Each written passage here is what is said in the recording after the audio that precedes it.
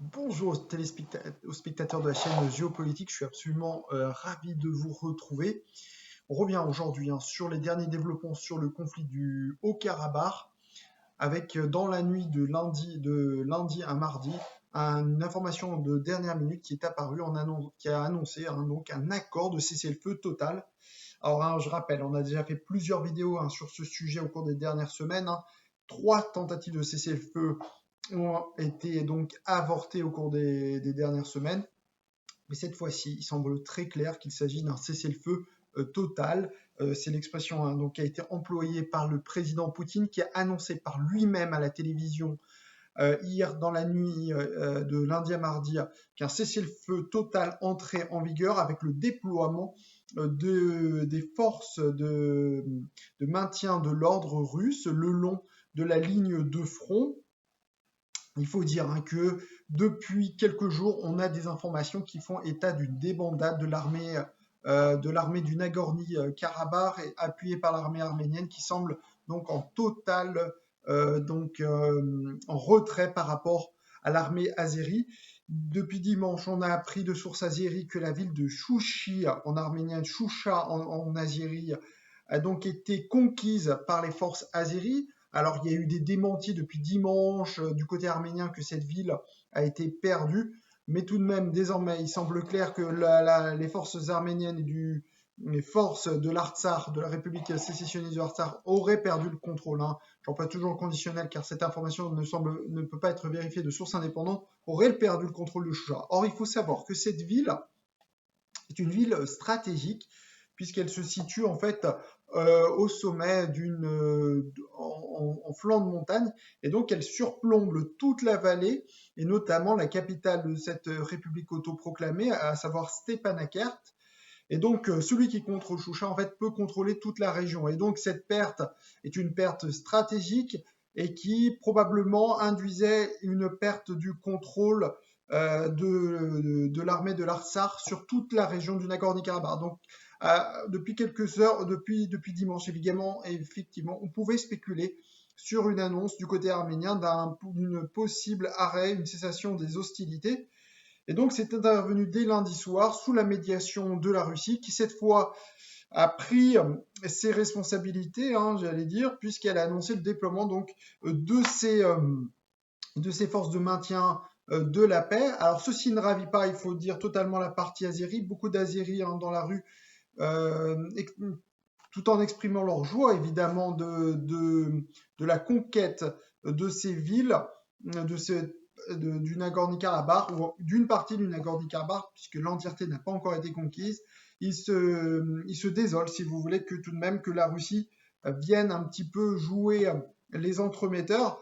Il faut dire que sans doute la Russie ne voulait pas non plus, tout en ne cherchant pas à préserver le Premier ministre Pachinian, elle ne voulait pas non plus une humiliation totale pour l'Arménie, puisque quand même, qu'on le veuille ou pas, la Russie est liée avec un pacte de sécurité collective avec ce pays. Donc la Russie, j'allais dire, a essayé d'intervenir un petit peu, si vous voulez, à la dernière minute, en voyant que l'Azerbaïdjan était sur le point de conquérir tout le territoire. À ce moment-là, la Russie est intervenue et a posé sa force, son autorité vis-à-vis de l'Azerbaïdjan, en déployant donc depuis ce matin des forces de maintien de la paix. Alors qu'est-ce qu'on peut dire, qu'est-ce que cette situation pourrait résulter dans les semaines à venir?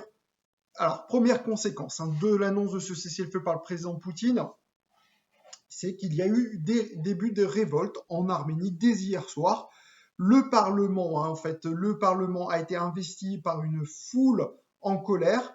Il faut dire que du côté arménien, depuis des semaines, le Premier ministre Pachinian répète qu'on crie que l'Arménie et que les forces de la République sécessionniste d'Artsakh vont gagner.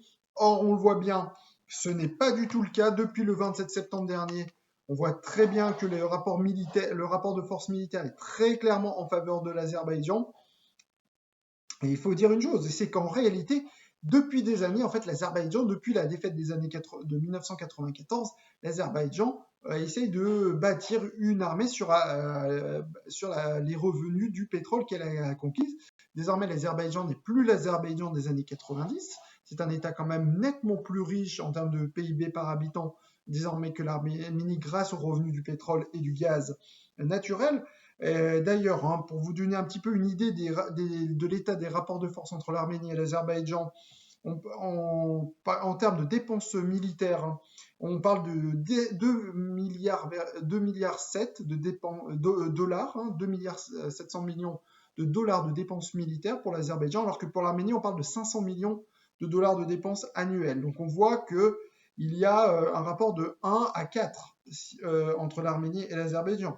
En termes de nombre de soldats, on parle de 367 000 soldats déployés qui combattent, alors que l'armée arménienne ne compte que 255 000 soldats. En termes d'artillerie, on parle de 740 artilleries du côté azéri et 293 du côté arménien. Donc les chiffres sont très parlants et montrent très clairement désormais un rapport de force militaire très clairement en faveur de l'Azerbaïdjan. Alors dans les années 90, hein, l'Arménie avait gagné cette guerre grâce au soutien russe, à la prise de position de la Russie vis-à-vis de l'Arménie. Or, cette fois-ci, on voit que la Russie est restée beaucoup plus neutre hein, dans ce conflit au cours de ces 6 dernières semaines.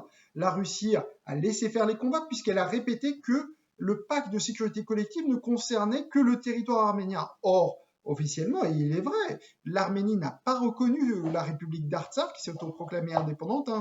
Quand on dit République d'Artsakh, j'entends, c'est le nom en arménien de la région du Haut-Karabakh.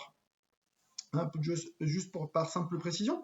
Or, l'Arménie n'a pas reconnu diplomatiquement ce territoire. Elle entretient évidemment des liens très proches, pour ne pas dire plus, mais elle n'a pas voulu le reconnaître pour des raisons diplomatiques et juridiques. Et donc, à partir de là, la Russie